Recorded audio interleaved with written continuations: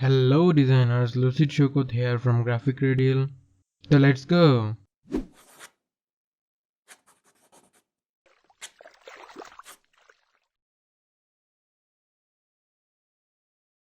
আজকে আমি দেখাবো কিভাবে আপনারা এই মুন শেপটি তৈরি করতে পারেন। তো চলুন শুরু করা যাক। উপরে দেখতে পাচ্ছেন দুইটা কালার আছে, একটা হচ্ছে ডার্ক আর একটা হচ্ছে লাইট। তো এই দুইটা কালার আমি ইউজ করব মুন শেপের। তো প্রথমে আপনাকে মুন শেপ তৈরি করার জন্য এলিপস নিতে হবে। এলিপস নিলেন। এলিপস নেওয়ার পর আপনাকে কি করতে হবে, অল্টার রাইট ক্লিক ধরে জাস্ট আরেকটা কপি করতে হবে, সেটা উপরে বসায় দিতে হবে। তারপর দুইটাকে সিলেক্ট করে শেপ বিল্ডার টুল নিয়ে উপরের যে অংশটা থাকবে সেটাকে মাইনাস করে দিতে হবে অল্টার ধরে। তারপর এখানে দুইটা শেপ তৈরি হয়ে গেছে, উপরে একটা এবং নিচের রাউন্ড শেপ যেটা হচ্ছে ইলিপস নিয়েছেন। তো ইলিপসটাকে আপনি ডার্ক কালার দিয়ে দেবেন এবং উপরের শেপটা আপনার লাইট কালার থাকবে। তো এটা হচ্ছে আমার মুন শেপ তৈরি হয়ে গেল। এখন উপরে আমার এই যে দেখতে পাচ্ছেন যে উপরে যে শেপগুলো আছে এগুলো আমাকে তৈরি করতে হবে। এটাও খুব ইজি। এটাকে আপনি সাইডে রেখে দেবেন। তারপর আপনাকে নিতে হবে আবার এলিপস।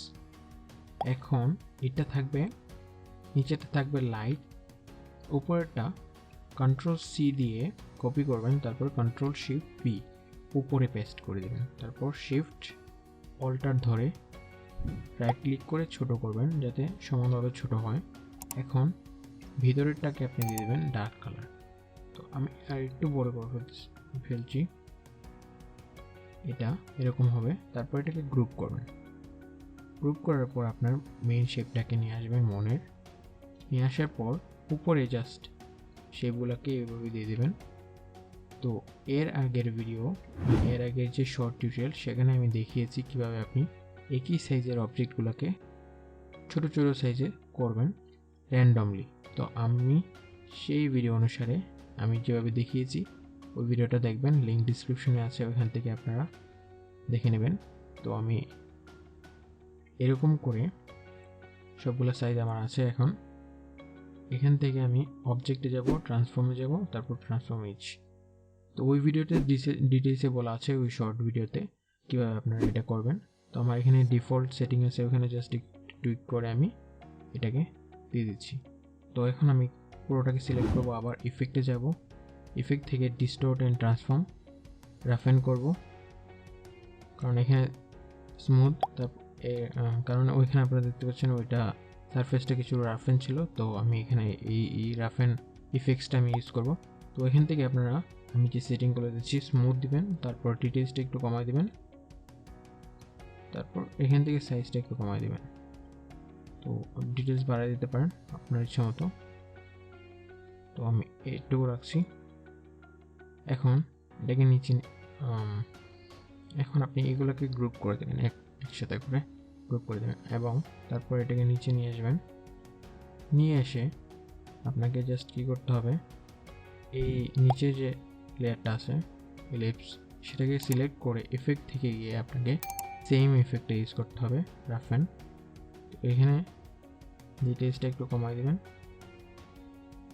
2% মতো সাইজ রাখবেন এবং ডিটেলসটা একটু দিয়ে দেবেন 2 মতো। তারপর হয়ে গেল আপনার মুন শেপ। এগুলো যদি আপনার বেশি বড় মনে হয় ছোট করে দেবেন, আপনার মতো পরে করতে পারবেন। তো এই হয়ে গেল আমাদের মুন শেপ। তো এখন নিচেরটাকে আবার সিলেক্ট করবেন, নিচের লেয়ার একদম নিচের যে বেসমেন্ট লেয়ারটা আছে সেটা সিলেক্ট করে আবার ইফেক্টে যাবেন। এখান থেকে স্টাইলিশ থেকে আপনার আউটার গ্লো।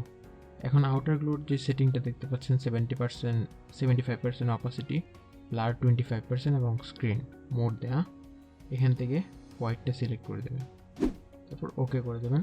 আপনার মুন শেপ রেডি। আর এই যে স্টারগুলো আছে এই স্টারগুলো আমি র্যান্ডমলি সাইজ করেছি, জাস্ট এখানে সবগুলো একই সাইজের স্টার নিয়ে তারপর র্যান্ডমলি সাইজ করে দিয়েছি। তো আগেই বলেছি, নিচের লিঙ্ক ডিসক্রিপশনে আছে, ভিডিও ডিটেলসই বলে দিয়েছি কীভাবে আপনারা এই র্যান্ডম সাইজের অবজেক্ট করবেন। যদি একই সাইজের অবজেক্ট থাকে তাহলে র্যান্ডমলি সাইজ কীভাবে করবেন। তো তো ওই ভিডিওটা দেখবেন, তাহলে বুঝতে পারবেন যে আমি এটা কীভাবে তৈরি করেছি, এই স্টারগুলো কীভাবে আমি র্যান্ডমলি তৈরি করেছি।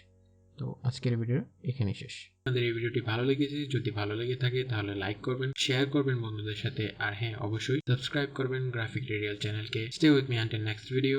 ততক্ষণের জন্য টাটা।